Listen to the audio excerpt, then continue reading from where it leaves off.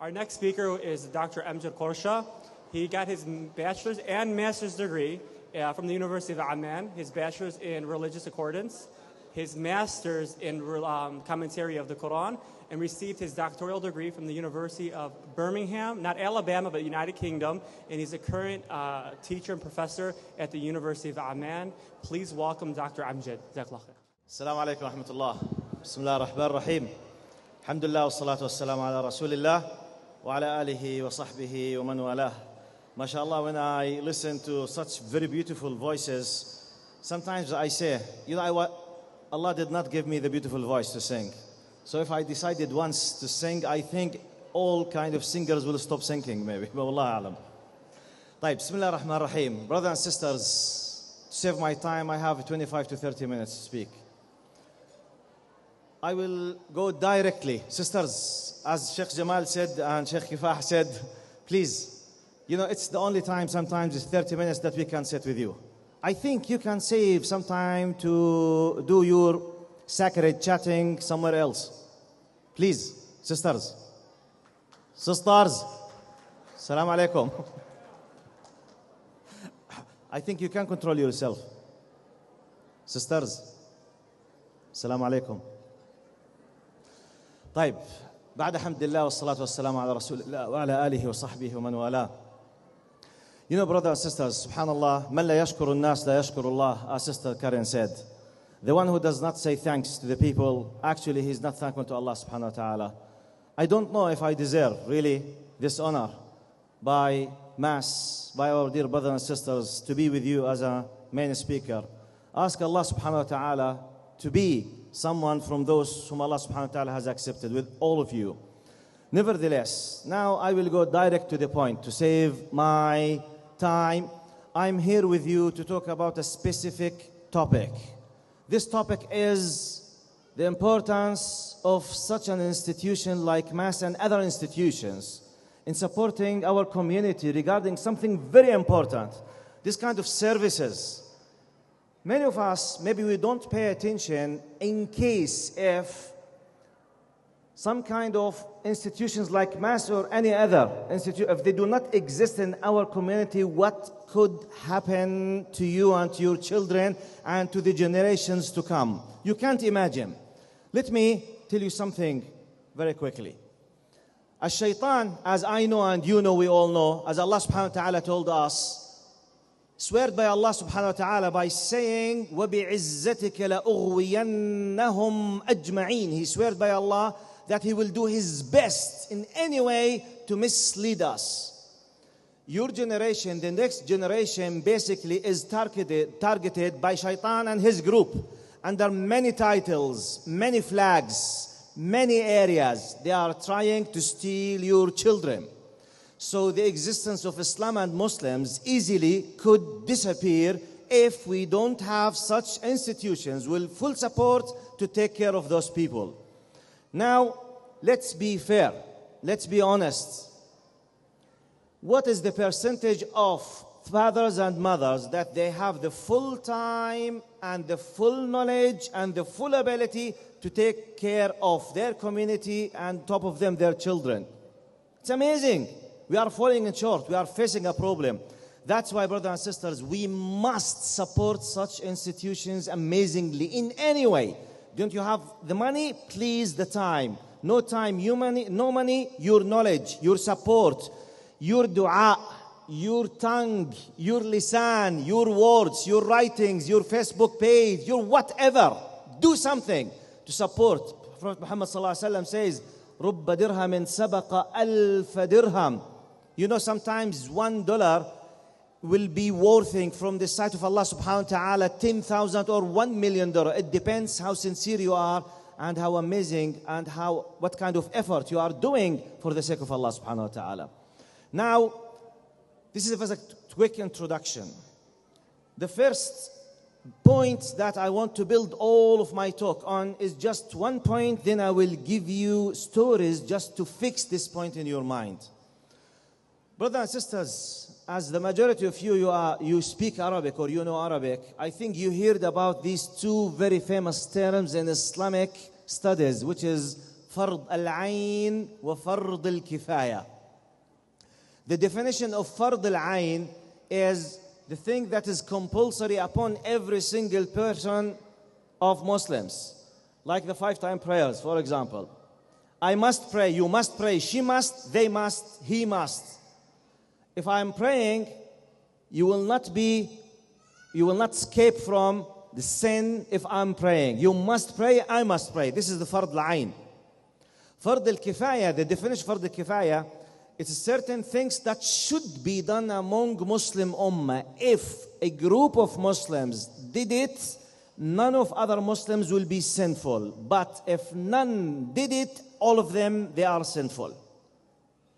So I think the work like the one that Mass and other institutions are doing is exactly what we know as fard al-kifaya. It's a compulsory, which means by the fact that a group of volunteers, a group of young brothers and sisters doing XYZ of job that you have, seen now, all of you will not be sinful because of them. Because it's a duty upon the ummah to have an institution to save your children, to bring them from an amazing areas. There is an amazing attack, a lot of enemies against your generation, your next generation.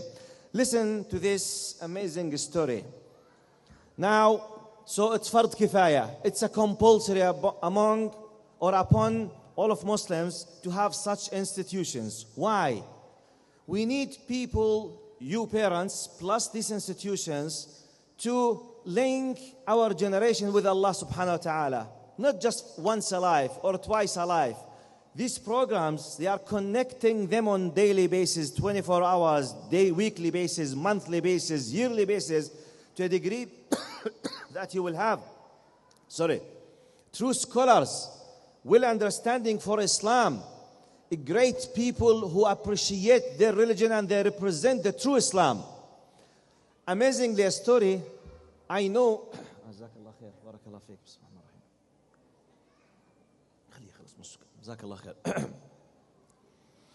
A lady, may Allah forgive her, with her husband.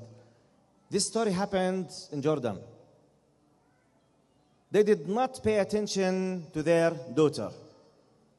She reached to a level that she was so liberal and so free to a degree that she was doing, filthy, dirty, bad things. Once a day, she wanted to go on a picnic with her colleagues, quote unquote, or her boyfriends, girlfriends or boyfriends all together. And they were planning to have some kind of barbecue, outside Amman. Her mother, at a certain point, she could not stop her from going to that place and, having this kind of bad behavior. She was begging her, please, my daughter, but Rajaki, Mshan Allah, don't go with them, please, khafi Allah. She did not care. Now, at a certain point, when she felt that it's a hopeless case, she's not listening to her, the car came. The car was full with her friends. So she was approaching, about to reach to the car. The mother, when she felt that she's not listening to her, she said, Ya binti, ايش بدي أعمل? خلاص, Allah معك. She said, Allah معك, may Allah be with you. Then in a very rude attitude, the daughter, she left, she looked at her mother and she said, ما قولوش محل, حطيناه بالصندوق. Look what she said. She said, Allah معك, بتقول ما إله محل, حطيناه في الصندوق. The mother is saying, may Allah be with you. The daughter says, there is no space, no room for Allah. We kept him in the car boot. She was making fun of the dua of her mother to a degree. Allah has no respect at all in her vocabulary. It does not exist. She was raised in an amazing, amazing way, rather like an animal, not like a human being. The end result, 2 hours later, unfortunately, the mother heard someone phoned her, car accident. All of the brothers and sisters in the car, they passed away and they were burned alive. The car accident. So the last word she said, ما إلوش محل حطيناه في الصندوق. We left God in the car boot, simply. She was committing kufr. Now, this tragic, end could happen to any of our children. Who will protect them after the mercy of Allah subhanahu wa ta'ala if we don't have such institutions, schools, people who do care, people who do cry from the bottom of their hearts, taking care of our children, your children, our youth. Let's be fair, brothers and sisters. Most of you don't have the time to take care. Let's be fair. So sometimes you be begging those people of these institutions to work and to do what they are doing. Not them coming to you asking you to support them. Wallahi, you should search for them and you should support them, because what they are doing basically is saving your children. Another amazing story that happened in the UK when I was doing my PhD. Sometimes I think most of you are suffering from the fact, or you used to suffer. Now, alhamdulillah, the problem became a little bit less or in a better condition. You are lacking here in the West your own scholars, your own Muslims who were educated while living here. I mean, they understand the context of this country. They understand the language of this country. They understand the spirit of this country. Once you have such kind of scholars, preachers, dua, wa'idhim, helpers, basically, this will amazingly support your community. The true will understanding. Subhanallah, I once was driving my car in the UK, in Birmingham, listening to new Muslim converts who had a amazing, beautiful understanding. I mean, the purpose of the story, basically, from my point of view, when someone understands Islam well, how amazingly is affecting others and how amazingly is helping his community. MAS and other institutions, they are helping to create these characters from your children. A solicitor or a lawyer, her name is Sarah. Sarah, she was a new Muslim convert, but she understood very well what is the meaning of Islam very quickly, for many reasons I can't mention now. Once, a presenter in the BBC, he was asking her, I was listening while driving my car. He said, Sister Sarah, okay, we understand that you decided, Sarah, she was a white, British, Anglo-Saxon lady, very rich, very powerful, very well known in their society. So they can't accuse her she decided to become a Muslim because she's poor or she's not well known. You know, when we were there, they used to call us the Arabs, the Asians, or the colored, or the black, or whatever. Sometimes still racism is there, and somehow. So they could not accuse her of anything when she decided to become a Muslim. And she was very well known on the TV. He was interviewing her. Look, put yourself in my place now. He said, Sarah, you know, okay, we understand that you decided to change your faith. It's something personal. Okay, we can, close our eyes on this. But she was wearing the full jilbab, full hijab. The presenter, he was, from inside, he has something, he wanted to say it. He said, Sarah, can I ask you, why did you decide to wear the hijab? He wanted to attack her hijab in a way to let her feel as if she's doing a very bad thing. Are you crazy? Have you lost your mind? Come on, you are a British. You are a beautiful white British lady. Okay, change your faith, but hijab, there is no need for hijab, Sister Sarah. Why did you decide to wear the hijab? Now, maybe if this question is addressed to many of our sisters speaking back in our countries, maybe many of them, they can't speak immediately in a very powerful answer. The only answer maybe because Allah subhanahu wa ta'ala commanded me to do so. Nuqta. Or my father asked me to do so. Or it's a tradition. Or my society. When you have someone who understands the religion very well and he is proud of his Islam, a man will be like a 1,000 man, and a woman will be instead of a big army. Look, brothers and sisters, how she answered her question. She's a Westerner. She understood exactly the human being, normal human being, how they think. Literally, she said the following. She said, I decided to wear the hijab to let everyone in the street to know that I am not a sexual object. I want everyone in the street, when he speaks with me, I want him to speak with me according to my humanity and my personality, not according to my body. Dots. Look, when someone understands, I'm not a sexual object. I'm not yours. When I'm in the street, I'm not yours. I'm not part of your property. No. I belong to somewhere else. You know this meaning? We need people to understand Islam and to be proud of their Islam and to speak on behalf of Islam with their language. How can you have such qualities of people? You need institutions to take care of them or to bring them, or literally, not literally, from linguistic point of view, to create them, which means to raise them up, because parents in many cases, they are not able to do this thing. How many minutes do I have? No? Still 10? 5? So. طيب. Brothers and sisters, now, we are always lacking the time, and I'm personally, when I started speaking, I don't know how to stop or when to stop. It's really a problem. I will leave this now. Okay? I have about 7 minutes now. He told me 5, and I add 2, so 7 minutes. I think. Let me tell you something. My purpose basically here is just to provoke your feelings, your way of thinking, to support such institutions by any way, any means you can. By this, I'm fulfilling my job. Let me tell you this story that happened with me personally. And I put it under the title of, Look How Others Are Supporting Their Cause and How You, Me, We are supporting our cause. 22 years ago, I was doing my master's degree. I came in a visit here to the United States with my professor in a very long trip, giving, some kind of, Dr. Ahmed Nofal, if you know him.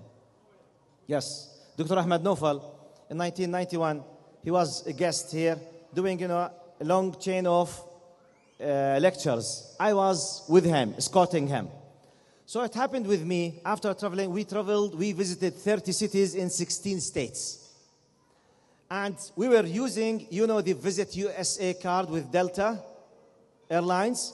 It's a stand-up, ticket. You pay $350 at that time, I remember, $350. You can use any kind of internal local flights 24 hours as a standby. So all of the group that I was with, they had a 60 days ticket. I had 30 days, and I did not pay attention that mine was 30. Now, what's the state which is to the top of New York? After New York, in the north? Maine? Connecticut. I forgot one of these two states. We were about to go to the plane.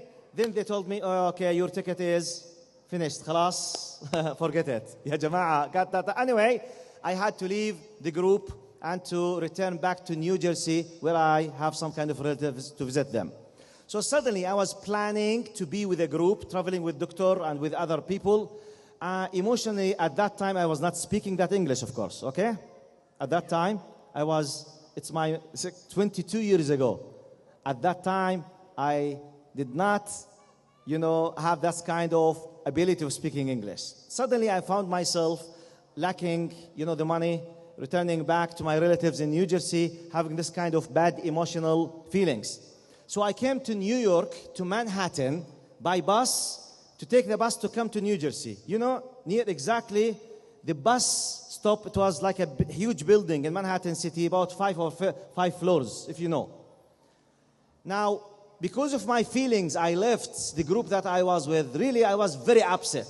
And my English was so weak to a degree that I had this kind of, the feeling of a stranger. When I left the bus, waiting for the bus to come to New Jersey, from about maybe 40 meters of distance, I saw a Sudanese brother, typical Sudani, wearing the Sudani dishdasha and have this kind of like a small booth. From long distance, I realized that he's, selling some kind of, special hats for prayer and some kind of siwak or something. Without concentrating on the reality, I went to him immediately, raised up my hand and said, Assalamu alaikum. And I kept on in this way. He did not shake hand with me. Now, I declared my identity. So it's well known who am I. I kept like this, say, Assalamu alaikum. Hardly in a very bad manner, then he put his hand and shook hand with me. I realized that, I think there's something wrong. Who is he? I don't know. What happened? I don't know. What is the thing that I put myself inside? I don't know. Then, while I'm in this shock, I realized that he was putting some kind of books in the booth. So I saw the Star of David on one of the books. I said, La hawla wa la quwwata illa billah. This is another disaster. I know nothing. I don't know what kind of thing that I'm stuck with. Then, I declared my identity because I said, Assalamu alaikum. Then, I can manage. I can talk English, but not like now. So I managed. Excuse me, yes, me, no, how is, there are, me, you, did something. Then he said, I'm a Muslim. What are you? Who are you? He said, I am following the Abrahamic religion. Abrahamic religion. At that time, I was doing my second year in master in tafsir, which means 4 years of bachelor, 2 years in tafsir. So I'm a student of Islamic studies. So I know the knowledge. I said, excuse me, sir. There is nothing such as Abrahamic religions. We know Judaism, Christianity, and Islam. What kind of religion is this? What are you talking about? He started, no, yes, yes, no, no, yes, okay. Now I started to use my knowledge. He is very powerful. He was a black American, by the way, not Sudanese.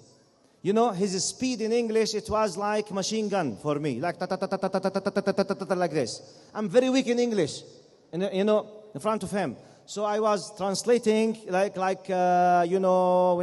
we like this. This is the comparison between me and him. Now, I can manage in terms of the knowledge, but I'm very slow in my translation. Now, I provoked him. I pushed him to the corner.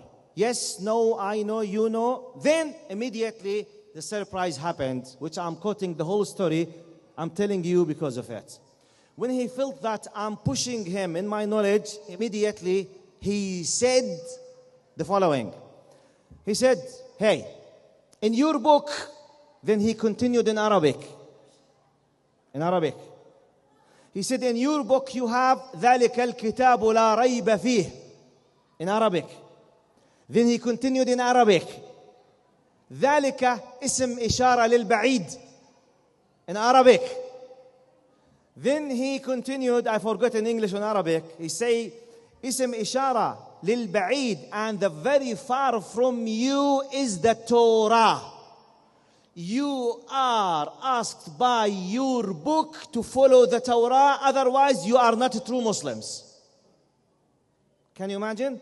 This happened to me in Manhattan, and I came from Jordan, 6 years of Islamic studies, and there is no conspiracy theory, because I am the one who went to him. He did not come to me. I can't accuse anyone that someone was preparing like a, a very tough joke. No, it's me who went to him.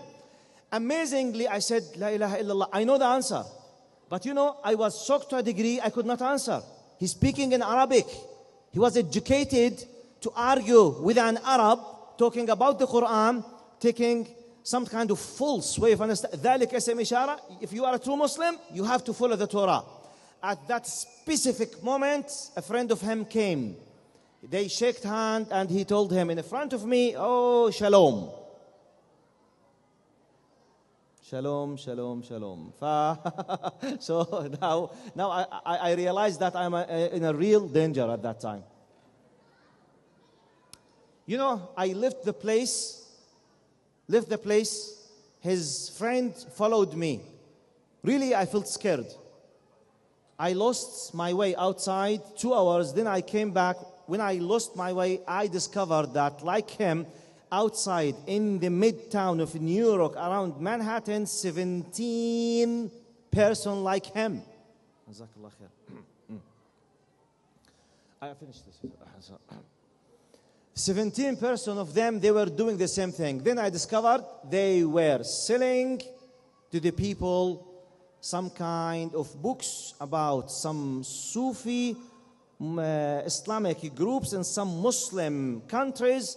Those Sufi groups, they are committing pure kufr against Islam, but with the title of Sufism. Now the idea, I said in myself, now this is the citation point or the focus point. Who is this group? Regardless, I don't know who are they. I have no idea. There are a group, they have this amazing power and motivation to prepare their group to know something about my language, my religion, my Quran, and they are fully prepared 24 hours to attack someone like myself who's a specialist and to shut him up in Manhattan in New York, and I came from Arabic country. So what kind of motivation is pushing this person to do what he's doing? This happened with me personally. This should provoke someone like me, someone like yourself, please. Such an institutions basically should be supported to face this kind of amazing preparation behind the scene against the truth that we have. I ask Allah subhanahu wa ta'ala to help all of us, inshallah, and to give us sincerity in our deeds. Thank you for inviting me to be there. Sorry for taking this time. Assalamu alaikum wa rahmatullahi wa barakatuh.